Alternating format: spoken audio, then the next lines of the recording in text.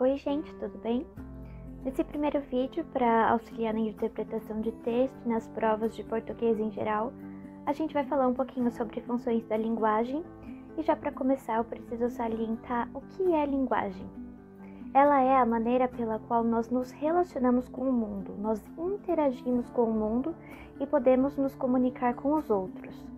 E a gente vai falar um pouquinho sobre as funções dela, quais papéis ela pode interpretar. Então vamos à aula. Aqui então eu fiz um fichamento para que a aula ficasse mais clara. Então vamos começar pelos tipos de linguagem. A gente tem a linguagem verbal, a não verbal e a híbrida. A linguagem verbal consiste na expressão por palavras, a não verbal pela expressão por imagens e a híbrida tanto por imagens quanto por palavras. E para entendermos melhor o andamento da aula, eu coloquei aqui algumas observações. Denotação, conotação, objetividade e subjetividade. Vamos focar primeiro na denotação versus conotação. Elas estão associadas à linguagem, ao sentido da linguagem.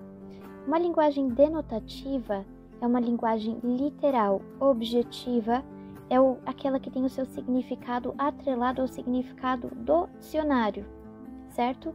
É uma linguagem relacionada com o sentido de verdade da palavra. E aí a linguagem conotativa está associada ao sentido figurado, sentido metafórico, sentido não literal.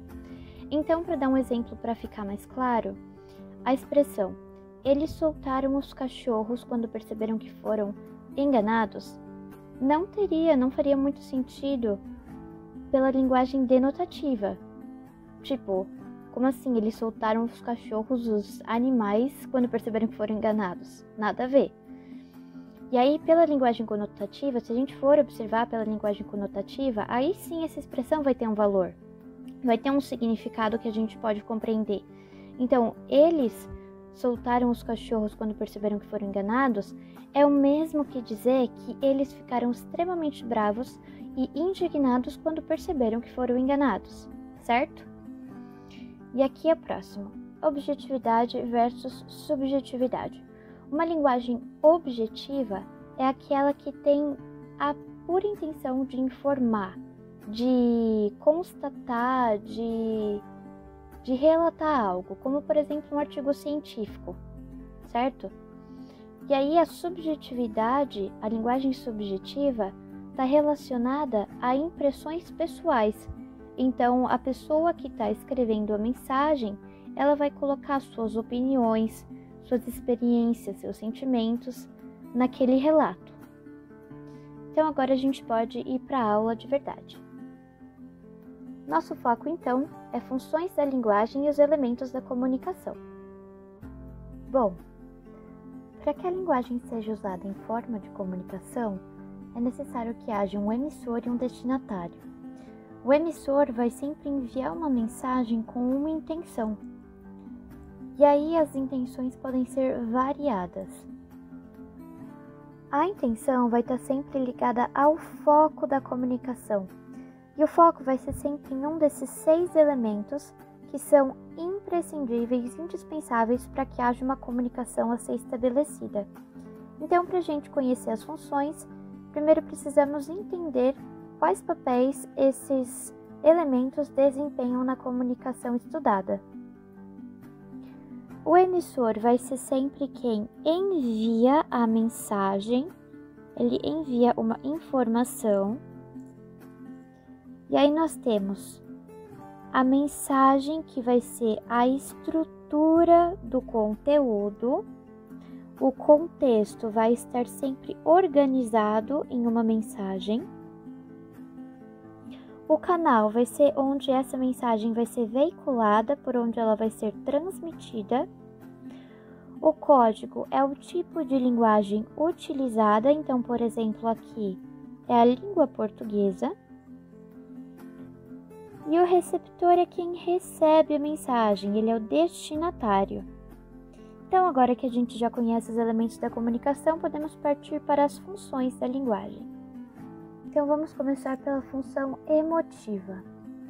Quando o foco está direcionado a quem envia a mensagem, nós temos a função emotiva, que tem uma linguagem subjetiva, ou seja, uma linguagem focada nas impressões pessoais do emissor. Então, por exemplo, a gente tem um diário, a gente tem um artigo de opinião. E aí, a função emotiva também tendo como intenção a expressão do universo interior do emissor, não necessariamente vai se importar com o que o receptor vai pensar quando receber essa mensagem, ou não necessariamente vai ter um receptor específico. E agora a gente pode já passar para a próxima função. A função referencial ou denotativa tem o seu foco no contexto, no conteúdo, na informação.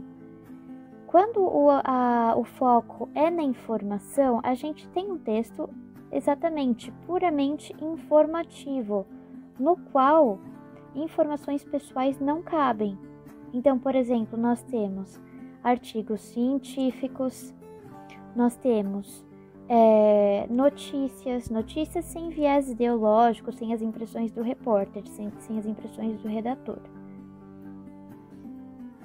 E aí agora a próxima, função poética. Quando nós temos a função poética, o foco é na mensagem, na estrutura do conteúdo.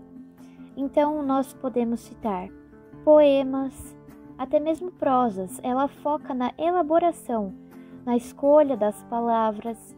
É algo mais meticuloso. E aí, próxima, função fática. O foco é no canal. Muitas vezes, no geral, a função fática ela é mais para testar o canal. Então, por exemplo, quando o canal é a fala, algumas frases, algumas palavras, como por exemplo, e aí, alô, quando a gente atende o telefone, né? Ou quando a gente vai usar o microfone e fica falando 1, 2, 3, testando. É sempre para verificar se o canal está funcionando. A próxima função metalinguística é quando o código fala do próprio código. Então, por exemplo,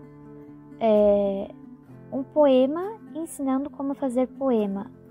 Ou um filme que tem como trama, tem como história a produção de um outro filme, certo? E a função conativa é quando o foco é no receptor. Então ela tem um caráter apelativo, ela busca convencer o receptor de algo, busca incentivar um comportamento no receptor. Então a gente tem, por exemplo, aqui propaganda, políticas de conscientização. E nesse tipo de linguagem, nesse tipo de função, nós temos o predomínio dos verbos no imperativo. Então, por exemplo, economize água, ajude o planeta, certo? E aqui a gente encerra a nossa aula. Chegamos ao fim.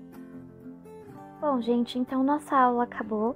Eu vou deixar um resumo anexado para que vocês possam utilizá-lo também como meio de estudo e poder recorrer a ele sem precisar reassistir o vídeo. E é isso, espero que vocês tenham gostado e também entendido, né, que é o principal da aula. E até a próxima, bons estudos!